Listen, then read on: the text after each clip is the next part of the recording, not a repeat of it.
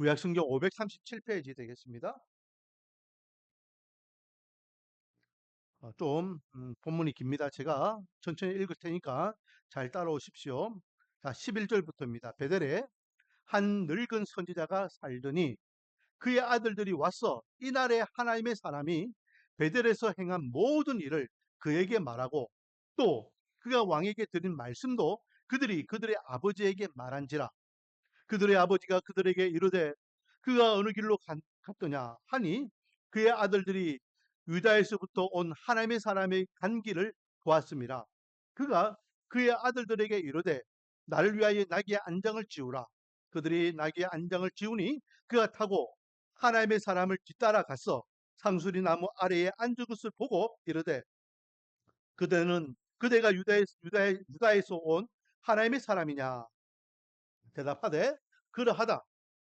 그가 그 사람에게 이르되 나와 함께 집으로 가서 떡을 먹으라.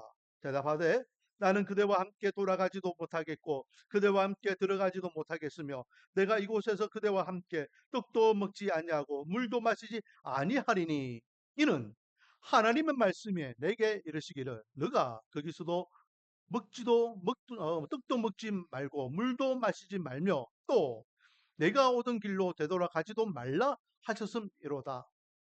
그가 그 사람에게 이르되 나도 그대와 같은 선지자라.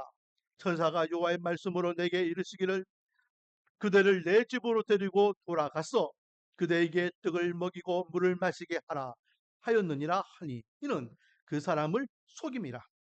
이에 그 사람이 그와 함께 돌아가서 그의 집에서 떡을 먹으며 물을 마시니라.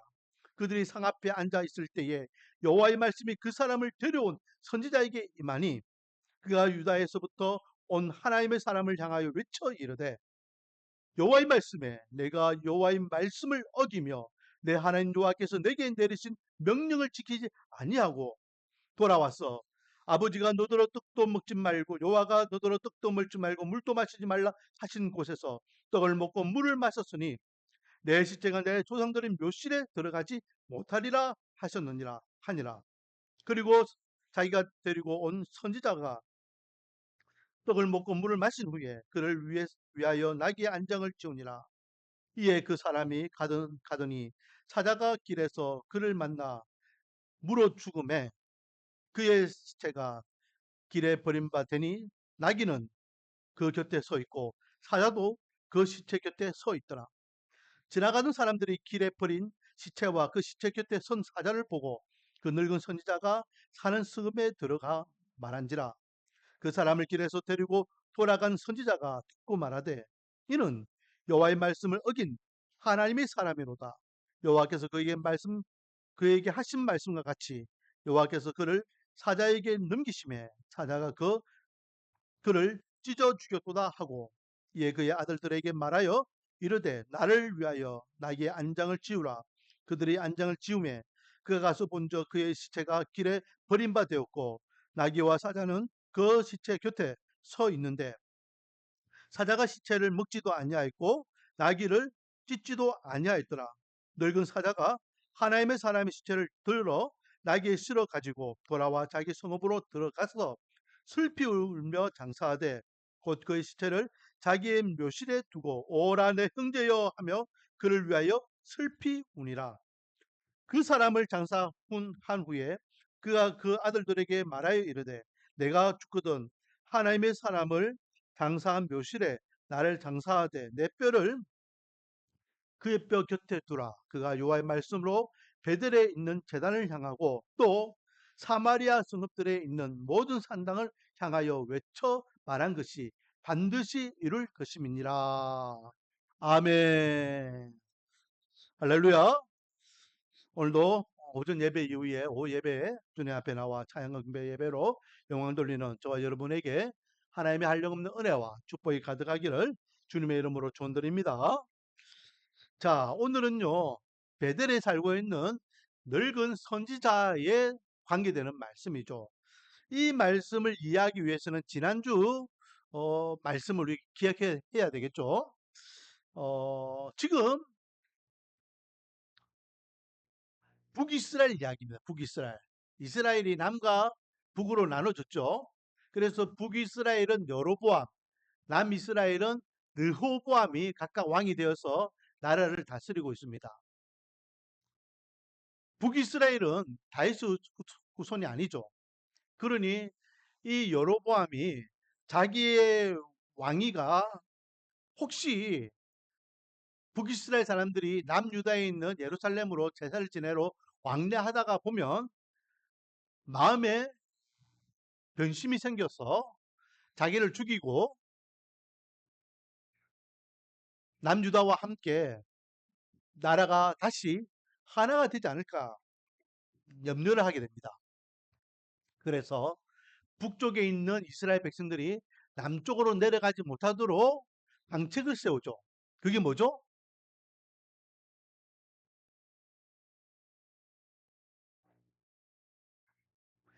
북쪽에 있는 이스라엘 사람들이 남쪽으로 내려가는 이유가 남쪽의 예루살렘에 제사 지내기 위해서 내려가요. 그렇게 하면은 그들이 계속해서 남쪽으로 왕래하다 보면은 결국은 마음의 동요가 생겨서 자기를 죽이고 어? 북쪽 사람들이 남쪽과 통일할 수 있다. 그 자기의 왕위 자리가 위태롭다 생각해서 북쪽의 사람들이 남쪽 예루살렘으로 못 내려가도록 하나의 방법을 강구합니다. 그게 뭐죠? 금송아지 두 개를 만들죠. 하나는 어디에? 북이스라엘의 가장 남쪽이었던 베델에, 하나는 북이스라엘의 가장 북쪽이었던 단에다가 각각 하나씩 나는 이 금송아지를 무엇이라고 선전하죠?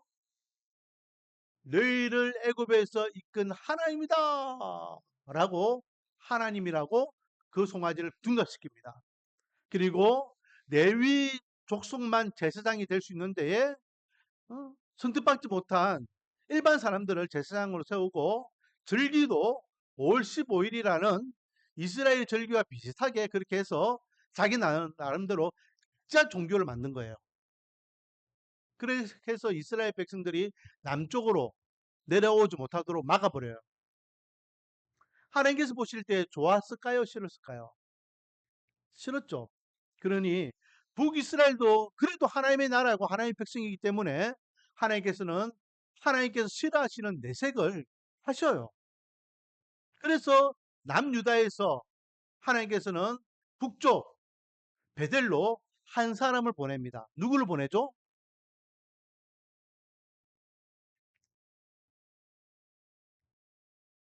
누구를 보내요?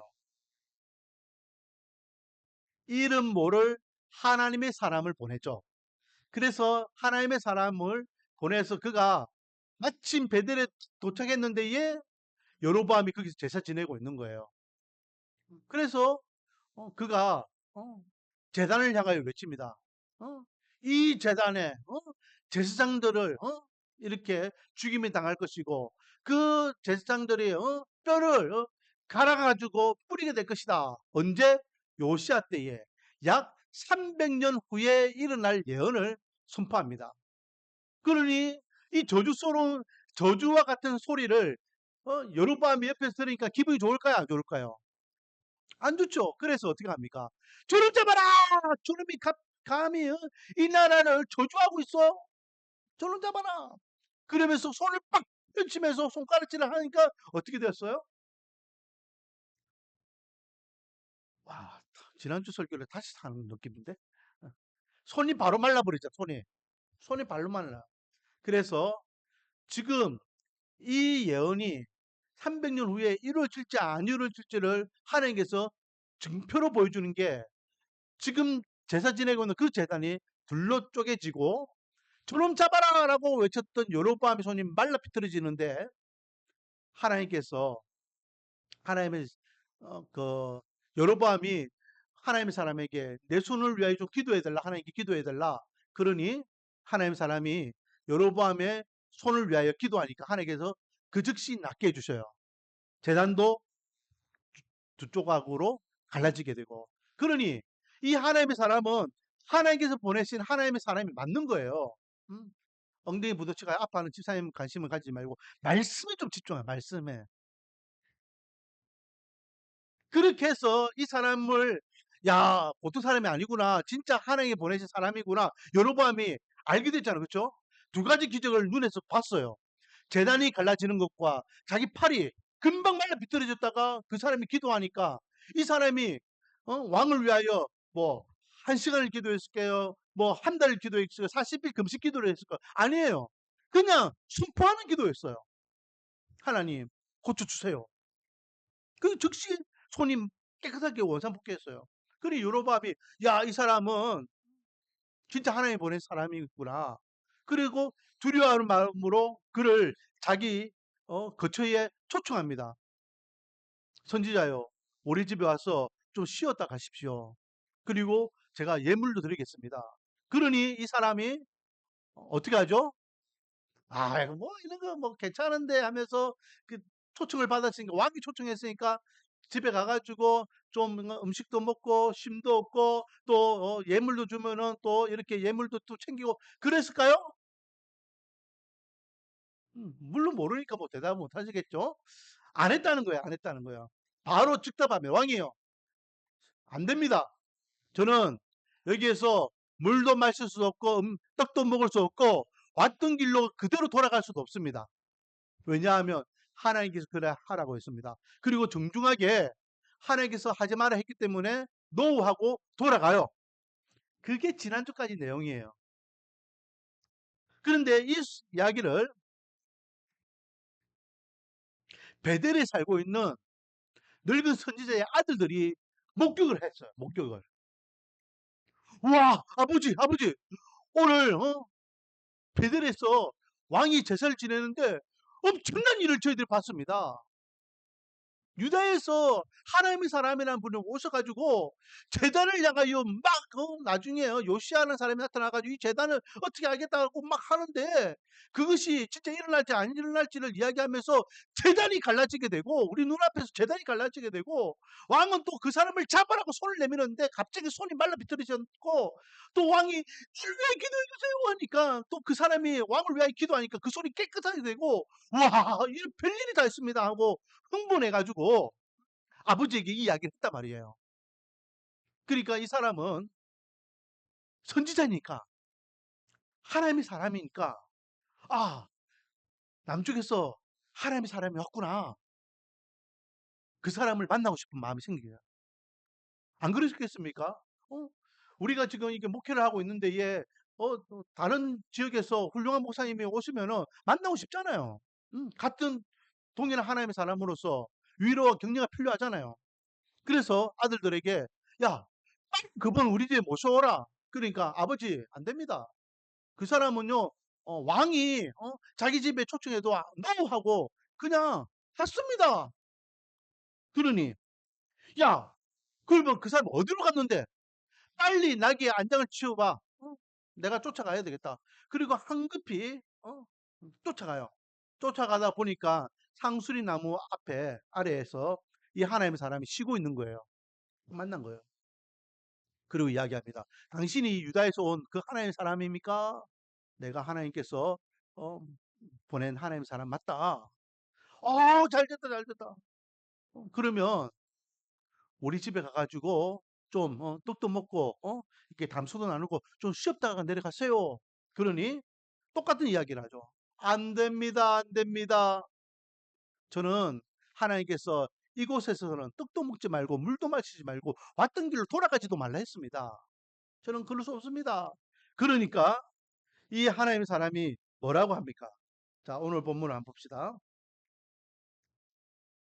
제가 11절부터 17절까지 금방 다 설명한 거예요. 자, 18절 같이 한번 읽어볼까요? 시작. 그가 그 사람에게 이르되 나도 그대와 같은 선지자라. 천사가 여호와의 말씀으로 내게 이르기를 그를 내 집으로 데리고 돌아가서 그에게 떡을 먹이고 물을 마시게 하라 하였느니라 하니 이는 그 사람을 속임이라. 여러분, 지금 이 늙은 선지자는요 가짜가 아니에요. 진짜입니다. 진짜 하나님의 사람 맞아요. 그리고 나중에 보면요, 이 사람이 죽어요. 이 하나님의 사람이 죽어요. 이 사람이 죽었다라는 이야기를 들을 때 엄청나게 슬퍼요. 엄청나게 슬퍼해가지고 자기가 소수 가가지고 그 길바닥에 나뒹굴려 있는 그 시체를 자기가 직접 이렇게 가져와가지고 자기가 준비해 놓은 묘실에다가 이렇게 장사까지 지냅니다. 자, 보세요. 30절. 곧 그의 시체를 자기 묘실에 두고 뭐라 합니까? 오라 내 형제여 하며 그를 위하여 슬피 울더라. 여러분, 오호라 라고 하며 슬피 울었던 사람이 있어요. 그 앞에 누구의 죽음으로 오라라고 울부짖었던 사람이 있는데 그 사람이 누구냐? 바로 다윗이었죠. 다윗이 자기 아들이 죽었을 때에 하면서 대수통곡했잖아요. 이 오라는 것은요, 정말로 쉽게 동의하는 마음으로 슬퍼하는 걸 이야기하는 겁니다.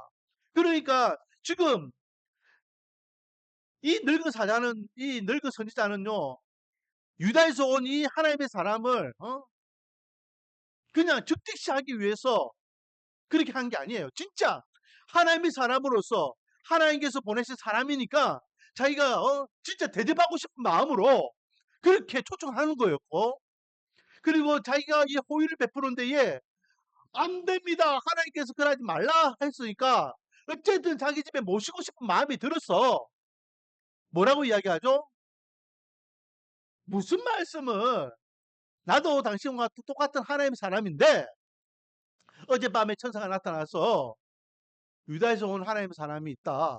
그를 정중히 너희 집에 모셔서 물도 마시고 떡도 주고 좀 쉬었다가 가게 해라. 라고 하셔서 제가 당신을 모시러 왔습니다. 라고 했다라는 거예요. 근데 이것은 사실이 아니죠.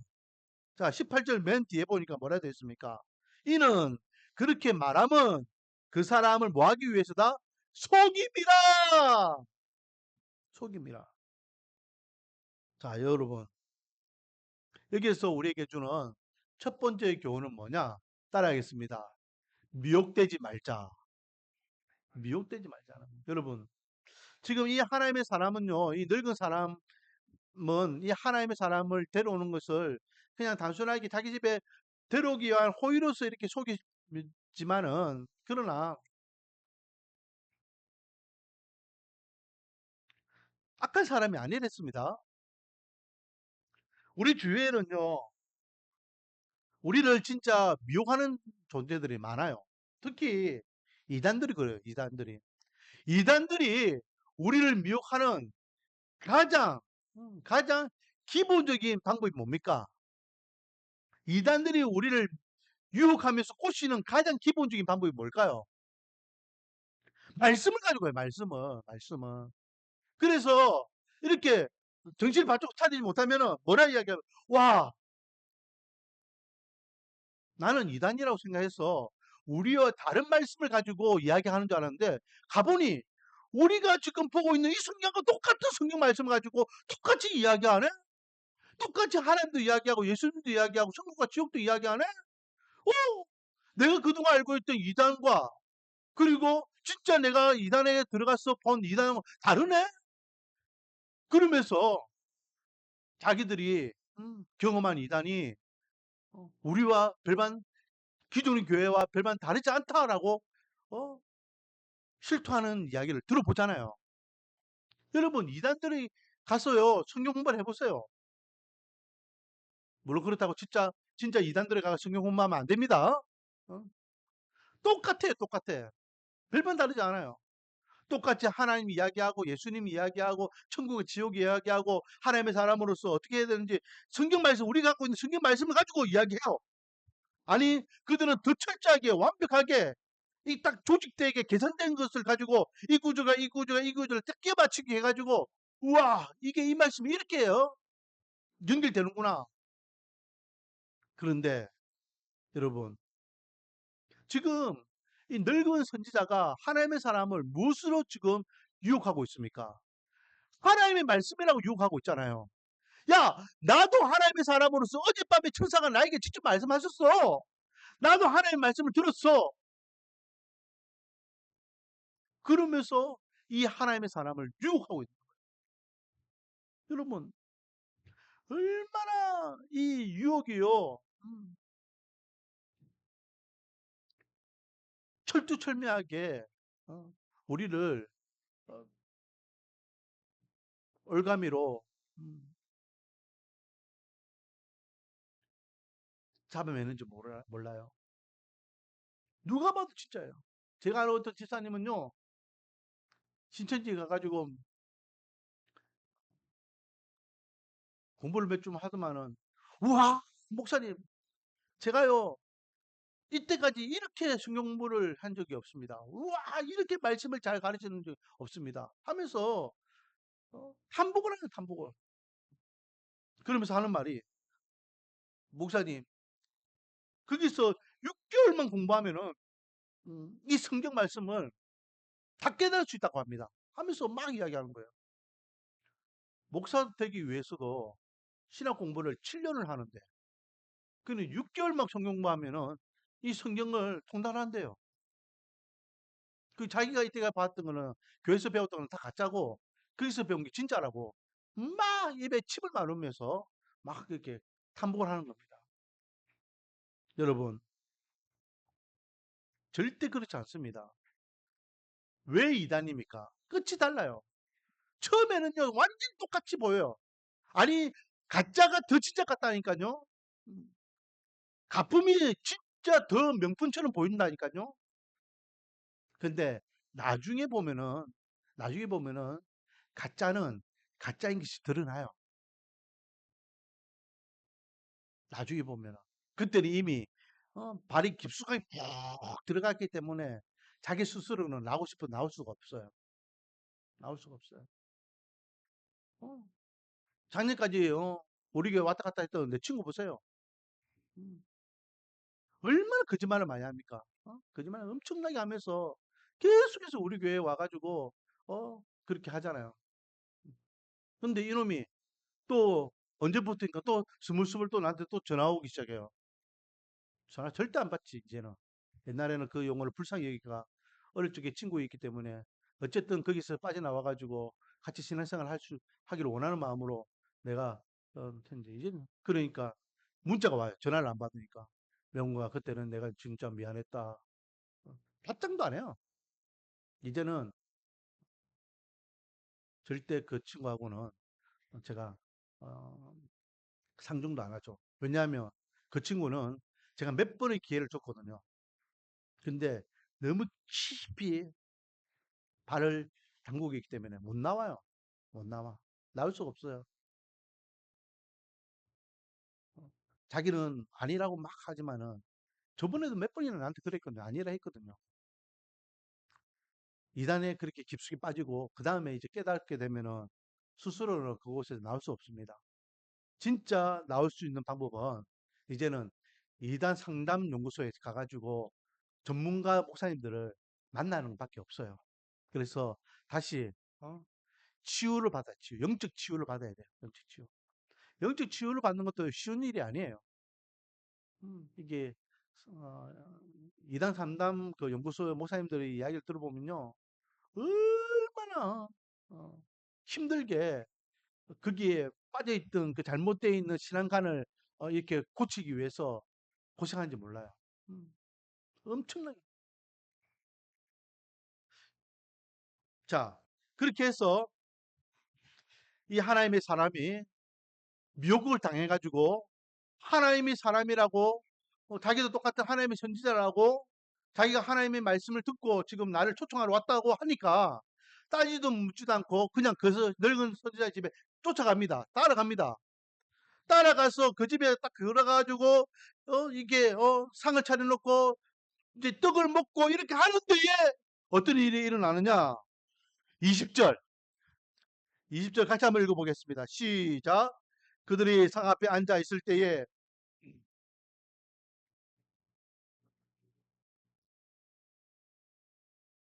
자, 잘 보세요. 같이 상에 앉아서 식사를 합니다. 그때에 하나님의 말씀이 임했어요. 누구에게 임했냐? 그 사람을 데려온 선지자. 그러면 그 사람을 데려온 선지자는 누굴까요? 지금 두 명이죠, 두 명.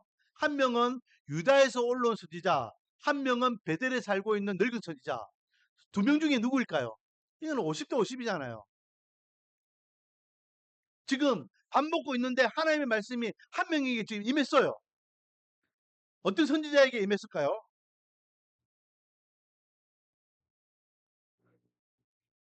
그렇죠. 그 사람을 데려왔다 했잖아요. 데려온 사람이 누굽니까? 늙은 선지자가 유다에서 올라온 젊은 사람을 데려왔잖아요. 우리 집에 와서 밥 먹자 해가지고 데려온 거잖아요. 그러니까 이 늙은 선지자에게 하나님의 말씀이 팍 임한 거예요. 그래서 밥을 먹고 있는데 이 대변회가 밥 먹고 있는데 갑자기 이 늙은 선지자에게 하나님의 말씀이 팍 임해가지고 이 늙은 선지자가 밥 먹다가 갑자기 수주 딱 내놓고 뭐라 합니까? 21절 그가 유다에서부터 온 하나님의 사람을 향하여 외쳐 이르되 유다에서 온 하나님의 사람을 향하여 외칩니다. 여호와의 말씀에 너가 하나님의 말씀을 어기며 내 하나님 여호와께서 내게 명령하신 명령을 지키지 않았다 하면서 느닷없이 밥 먹다가 야 이 왜 하나님의 말씀을 어겼어 하면서 그때 화를 내는 거예요. 왜 하나님이 지금 화가 나셔가지고 네가 내 말을 어겼어 하면서 이 지금 하나님의 선지자에게 말씀을 주었기 때문에 22절 돌아왔어. 여호와가 너더러 떡도 먹지 말고 물도 마시지 말라 하신 곳 그래서 너가 떡을 먹고 물을 마셨으니 너 시체가 내 조상들의 묘실 그러니까 유다의 유다 묘실에 들어가지 못하리라. 네가 살아서 유다로 내려가지 못한다 라고 하나님께서 말씀하신 거예요. 밥 먹다가 날벼락이죠. 그러니까 얼마나 억울하겠습니까? 자기가 오고 싶어 온 것이 아니고 왕이 오라 해도 안 된다. 그리고 늙은 사람이 아들들 보내가지고 이렇게 해도 안 간다 했는데 느닷없이 늙은 선지자가 나도 하나님의 사람으로서 어젯밤에 꿈을 꿨는데 하나님께서 말씀하셔서 당신을 데리러 왔다 하니까 의심하지 않고 따라왔다가 본변을 당한 거예요. 하나님 앞에 혼나고 혼나는 것이 아니라 내가 살아 쓰는 유다에 못 돌아간다 라는 말을 들었다는 거예요. 얼마나 황당하겠어요. 그러니 여러분 하나님의 말씀에 미혹당하지 않도록 깨어 있어야 됩니다. 어? 안 그러면 하나님의 말씀이다라고 하면서 우리를 유혹하고 꼬시면 우리는 헤헤헤 하고 넘어갈 수밖에 없어요. 우리는 항상 하나님의 말씀으로 미혹당하지 않게 깨어 있어야 됨을 믿으시기 바랍니다. 그때는 핑계가 없어요. 변명이 없어요. 미혹당하고 난 다음에는 하나님의 진노밖에 없는 거예요. 그렇게 해서 밥을 잘 먹고 난 다음에 이 베델에 있는 선지자가 유다에 온 사람을 이제 자기가 밥 먹였으니까 돌려보내야 될 거 아니에요. 그렇게 해서 다 여행 갈 채비를 딱 해가지고 나귀에 태워가지고 보내요. 보냈는데 그렇게 길을 떠나고 얼마 있지 않아가지고 길가에서 사고를 당해요. 어떤 사고냐? 사자가 그 길 한가운데 딱 붙고 있는 거예요.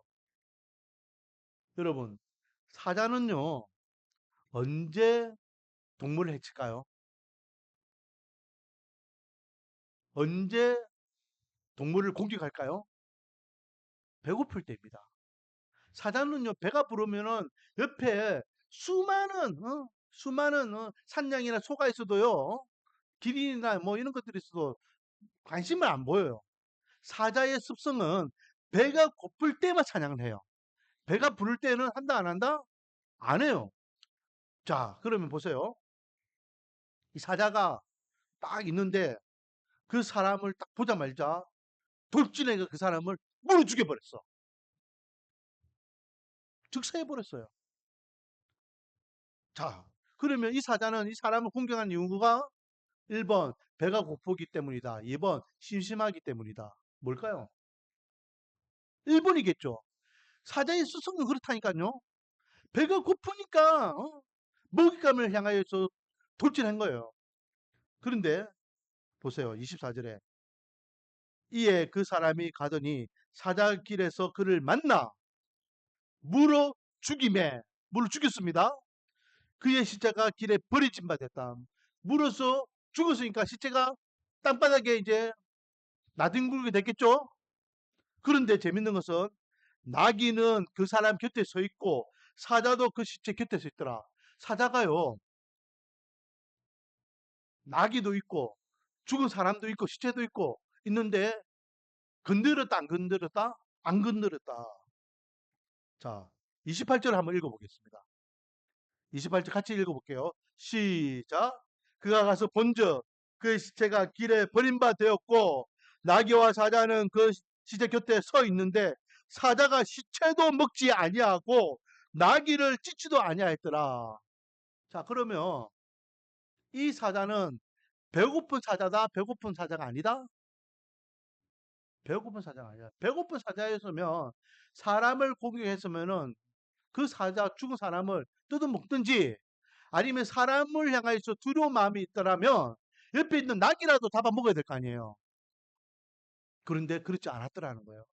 그러니 이 사자는 배고픈 사자가 아니라 단순히 하나님의 말씀에 불순종하여서 하나님께서 머물지 말라.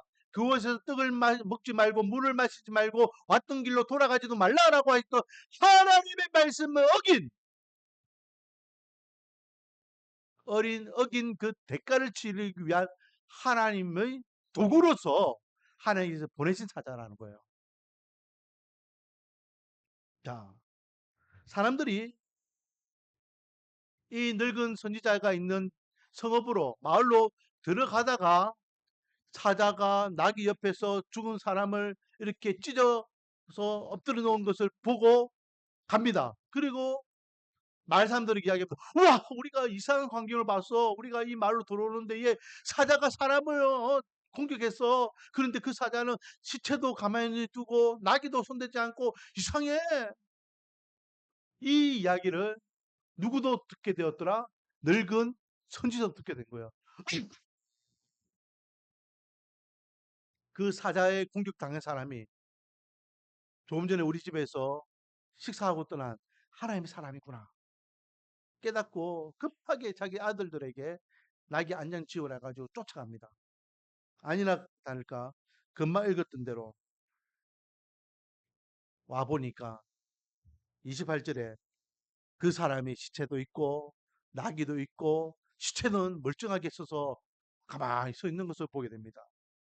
아, 하나님께서 말씀하신 대로 이 하나님의 사람을 심판하셨구나. 그리고 이 사람이 슬피 울며 그 시체를 거두어서 자기 묘실에 가서 장사를 지내며 슬피 울었다라는 거죠.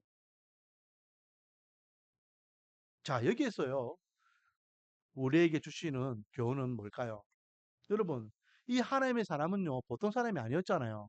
음, 불과 얼마 전까지만 해도 여로보암 왕 앞에까지 딱 가가지고 왕이 지금 제사를 지내고 있는데 하나님께서 남유다 요시아 때에 이 재단을 하나님께서 박살냈고 그 제사장들을 다 죽이고 그 뼈를 깔아서 뿌리게 할 것이다. 엄청난 예언을 하고 재단이 갈라지게 되고 왕의 팔이 이렇게 말라비틀어지고 또 기도하니까 막 이렇게 다시 회복되는 엄청난 기적과 표적을 보였던 인물이에요. 하나님께서 보내신 하나님의 사람으로서 보통 사람이 아니에요. 여러분 요즘 같은 세대에 이런 분이 계시면 우리는 이 사람 만나려고 사방팔방 전국 세계 곳곳에서 막 몰려오지 않겠습니까? 와, 그 사람 만나니까 기적이 일어나고 표적이 일어나고 하나님의 말씀이 능력이 있더라 막 하지 않겠습니까? 그렇게 능력받은 하나님 앞에 쓰임받는 위대한 하나님의 사람이라 할지라도 하나님의 말씀을 거역하면 하나님의 말씀을 거역하면 그 사람 또한 하나님의 심판을 받게 되는 것을 보게 됩니다. 여기에서 두 번째 우리에게 주시는 교훈이 바로 그겁니다. 따라하겠습니다.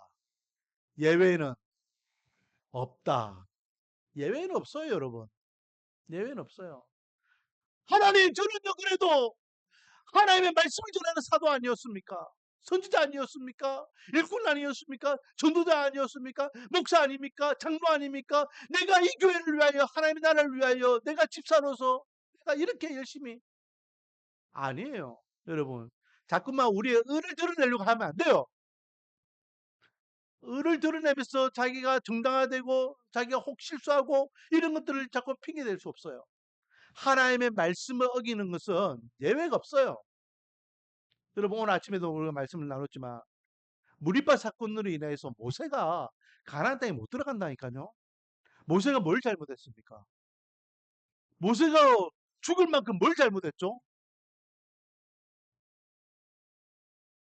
하나님의 사람이라고, 이스라엘 지도자라고 모든 원망과 불만과 불신과 또 막 이렇게 고라다순 같은 경우에는 쿠데타도 일으키잖아요. 들고 일어납니다. 그랬던 모세인데 철저하게 하나님 편에 서서 하나님의 말씀을 전하고 이스라엘 백성들 40년 동안 책임지고 이끌었는데, 예. 하나님께서 바위를 향하여 가르치라라고 하는데 그냥 이스라엘 백성들이 너무 그러니까 흥분해가지고 내가 어떻게까지 너희를 위하여 하면서 바위를 향하여 두 번 막대기로 두 번 친 게 그게 뭐 그렇게 죽을 죄라고. 하나님께서는 모세 너는 이것 때문에 가나안 땅 못 들어간다라고 해요. 모세가 얼마나 기도했는지 압니까? 하나님 잘못했습니다. 하나님 잘못했습니다. 잘못했습니다. 그런데 저도 저 가나안 땅 들어가고 싶어요. 안 돼. 너가 그것 때문에 너는 못 들어가. 안 해요. 여러분, 하나님의 말씀을 기억하는 것은요, 예외가 없습니다. 말씀을 전하는 이 목사도 예외가 아니에요. 예외가 아니에요. 신앙을 생활을 뭐 10년 했니, 뭐 20년이 30년 했니? 아니에요. 그런 거 중요하지 않아요. 내가 얼마큼 열심히 신앙생활 했다. 자기 의예요. 어제까지 열심히 하고, 아니, 오늘 아침까지도 열심히 했다 할지라도 지금 하나님의 말씀을 순종하지 못하면 그것이 곧 하나님의 진노예요. 여러분, 순종은요 99.99%는 순종이 아닙니다. 100%가 순종입니다. 하나님께서는 오늘 이 본문을 통해서 하나님의 말씀에 순종하고 순종하지 않는 것, 그건 예외가 없다는 것을 분명히 가르쳐주고 있어요. 아무리 하나님의 사람이라 할지라도 조금 전까지만 해도 하나님의 사람으로 하나님의 능력과 기적과 표적과 하나님의 말씀을 전하는 하나님의 사람이라 할지라도 하나님의 말씀에 불순종하는 그 순간 하나님은 즉시 심판하시는 것을 보게 됩니다. 무서운 거예요. 하나님의 말씀을 순종하는 데에 이만큼이면 되겠지. 이거는 되고 이거는 안 되겠지. 누가 그걸 기준을 정합니까? 누가 그것을 우리에게 기준으로 삼았습니까? 이만큼 했으면 더 이만큼 해야죠. 이 정도 했으면 더 하려고 노력해야죠. 근데 우리 스스로 이만큼 했으니까 이제는 그만해도 돼. 이 정도 했으면 이제는 좀 덜 해도 돼. 스스로 하나님의 말씀을 순종하는 것을 결정하는 어리석음을 가지고 살아가는 경향이 있습니다. 원하기는 우리 말씀 어느 교회 성도들은 처음부터 끝까지 온전히 하나님의 말씀에 순종하기를 원합니다. 순종해야 돼요. 점심 먹기 전까지 순종했다면 지금도 순종해야 됩니다. 앞으로도 변함없이. 언제까지요? 우리가 주님 앞에 서는 그날까지. 우리가 주님 앞에 서는 그날까지 이 약속의 말씀을 놓칠 수가 없어요. 왜요? 하나님께서는 우리가 하나님 앞에 서는 그날까지 그 약속의 말씀을 지키기 위하여 하나님께서는 1분 1초도 한눈 팔지 않으시고 우리를 향한 하나님의 계획을 놓치지 않으시기 때문에 하나님의 열심이 그런 열심이라면 우리의 믿음 또한 우리의 순종 또한 거기에 못지않게 열심을 내야 될 줄 믿습니다. 오늘은 베델에 있는 늙은 선지자를 통하여서 두 가지 교훈을 깨닫게 됩니다. 첫 번째는 말씀으로 어떤 미혹과 유혹에도 넘어가지 말자. 말씀으로. 두 번째는 하나님의 말씀에 불순종하는 것은 예외자가 없다. 저 여러분도 예외가 될 수 없다는 거예요. 그래서 철저하게 하나님의 말씀에 근거하여 하나님의 순종하는 삶을 통하여 하나님 앞에 잘한다 인정받고 칭찬받는 은혜가 있기를 주님의 이름으로 축원드립니다. 아버지 하나님 감사를 드립니다. 유다에서 올라온 하나님의 사람은 위대한 하나님의 사람이었습니다. 그래서 하나님의 말씀을 선포하였고 기적과 표적을 보였습니다. 하지만 그가 어리석게도 늙은 선지자의 시험에 그 속임수에 넘어가서 하나님의 진노를 당하게 되는 것을 보게 됩니다. 하나님, 우리 말씀 어리교회 성도들은 말씀에 입각하여 어떤 유혹과 시험 앞에서도 흔들리지 않는 믿음을 주시고 또 철저하게 온전히 하나님의 말씀을 붙잡고 말씀에 입각한 말씀의 삶을 살아갈 수 있는 하나님의 백성들이 되게 은혜를 다하여 주시사 반드시 예외 없이 천국에서 영생의 기쁨을 누리게 은혜의 복을 다하여 주시옵소서. 예수님의 이름으로 기도드립니다.